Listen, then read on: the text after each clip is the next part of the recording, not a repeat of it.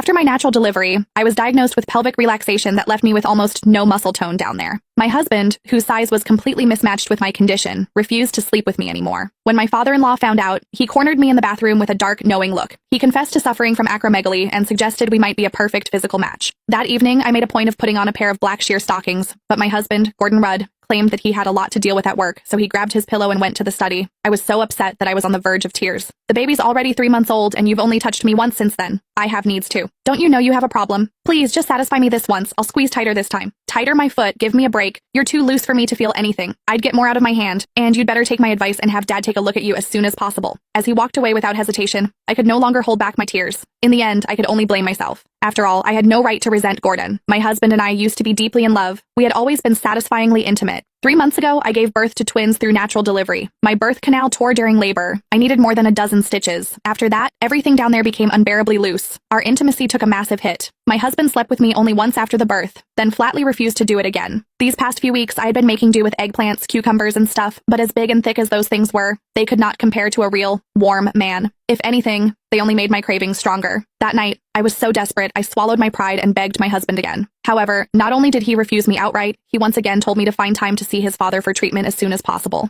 My father-in-law, Mark Rudd, was a gynecology specialist at a top-tier local hospital. He was incredibly skilled. People even called him a miracle worker in gynecology. He was my father-in-law, after all. How could I, as his daughter-in-law, possibly go to him with a problem like that? Even though Mark was nearly 50, he was strikingly handsome. He always wore a pair of gold-rimmed glasses that made him look refined and scholarly. He kept himself in excellent shape, too. His body was firm and muscular, radiating a kind of mature masculine charm. Ever since Gordon stopped touching me, I had fantasized about Mark more than once. If he were really the one examining me for that condition, I would probably lose control and humiliate myself beyond belief. If that had happened, I would be too ashamed to even show my face in this house. While I was lost in my tangled thoughts, the sounds of intimacy drifted faintly through my in-laws' room next door. The noises were unmistakably heated. It was obvious that Mark had Janet pinned beneath him. He was thrusting hard. As Janet's breathless gasps and soft moans continued through the wall, I actually found myself feeling envious and jealous. If only I were the one underneath Mark. The thought sent what was left of my smoldering desire roaring back to life and burning hotter than ever. I could not help squeezing my thighs together and rubbing them against each other for friction. Just then, raised voices suddenly came from the room next door.